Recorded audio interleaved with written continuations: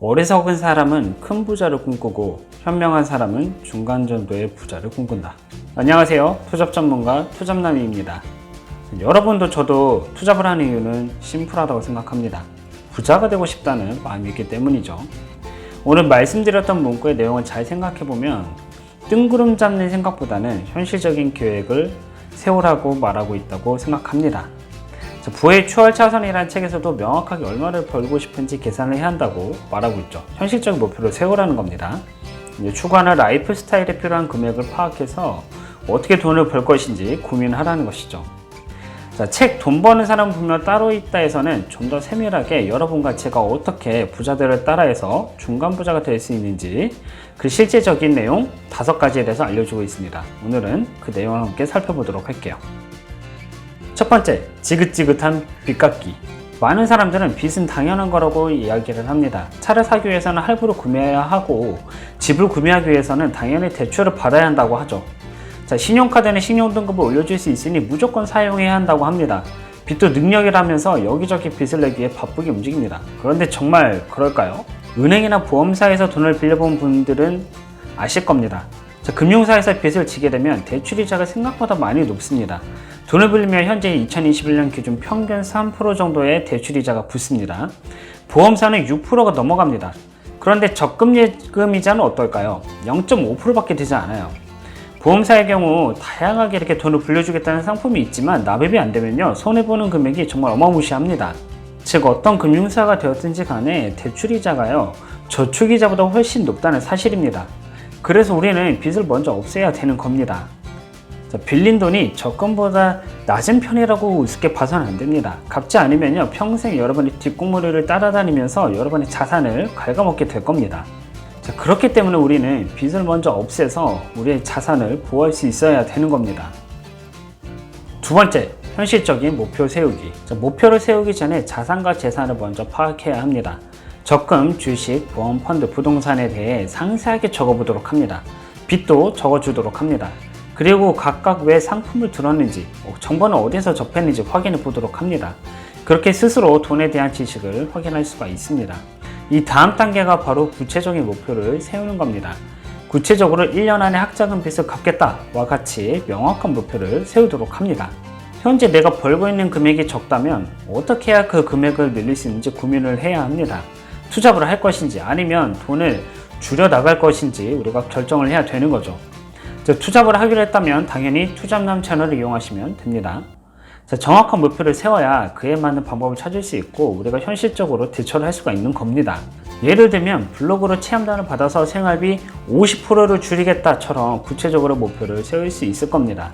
목표를 정확하게 세우지 않으면요, 우리는 돈을 헤프게 쓰게 될 거고 헤프게 사용하면요, 결국 빚의 굴레에서 절대로 벗어날 수 없게 될 겁니다.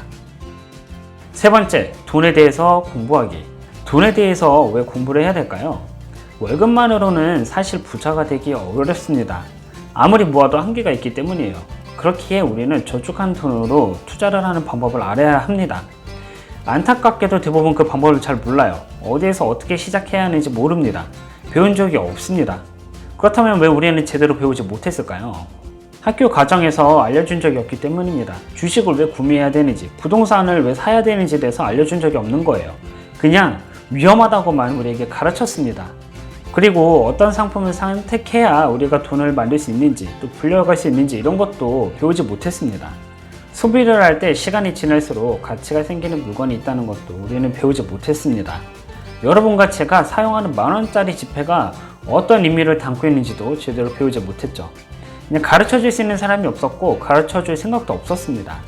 적어도 어릴 적에 화식열전이라는 책만 알았더라도 우리가 돈에 관한 지식을 상당수 얻을 수 있었을 겁니다. 하지만 이런 책이 있다는 것도 전혀 모르고 살았죠. 그렇기에 어떻게 해서든 돈에 관한 공부를 해야 되는 겁니다. 책을 읽어야 되고 전문가를 찾아가야 됩니다. 경제신문을 봐야 되고 해석할 수 있어야 되는 겁니다. 네 번째, 저축해서 종잣돈 모으기. 저축은 좋은 것이다 라고 우리는 배웠습니다. 왜 좋은 걸까요? 그리고 부자들은 왜 종잣돈을 만들까요? 그 이유는 심플합니다. 부자들은 투자를 하기 위해서 돈을 저축을 합니다. 특히 지금처럼 어려운 시기에는 자산들이 경매로 많이 나오기도 하고 구매할 수 있는 것들이 늘어난 시기입니다. 다들 어렵기 때문에 가지고 있던 자산을 판매하기 시작합니다. 이럴 때 현금이 있다면 투자를 하기가 굉장히 쉬워지겠죠. 반면에 종잣돈이 없는 사람은 사고 싶어도 살 수가 없습니다. 투자하는 것 자체가 불가능한 거죠. 대부분의 직장인들과 사람들은요, 소비를 먼저 하고 그 다음에 저축을 합니다. 부자들은요, 반대로 합니다. 저축을 먼저 하고 소비를 합니다. 버는 돈이 얼마 안 되고 금방 나가버려요 하는 사람들이 있다면 그 사람들은 사실 저축이 아니고 빚부터 갚아야 됩니다. 신용카드를 없애겠다는 생각으로, 그리고 가지고 있는 빚을 없애겠다는 생각으로 여러분 살아가셔야 돼요. 그렇지 않으면 투자를 해야 할 타이밍이 왔을 때 아무것도 못하게 될 겁니다. 실제로 그래서 100억대 자산가분들을 만나보면요, 그분들 과소비를 하지 않습니다. 자기가 감당할 수 있는 만큼만 돈을 씁니다. 의외로 일반인하고 먹는 것도 비슷하고요, 허튼 곳에 돈을 잘 안 씁니다.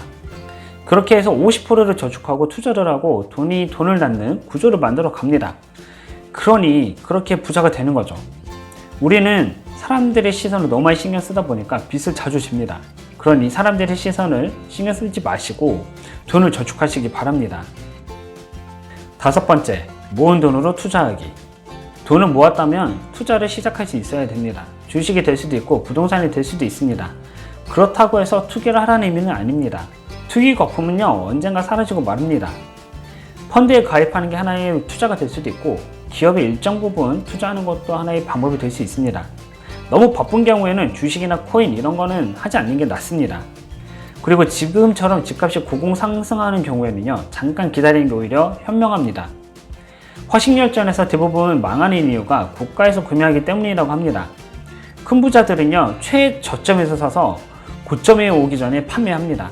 중간 부자들은 큰 부자들이 움직이는 걸 보고 정보를 수집해서 물건을 구매하기 시작합니다. 그렇게 해서 중간 부자들도 자산을 늘려가죠.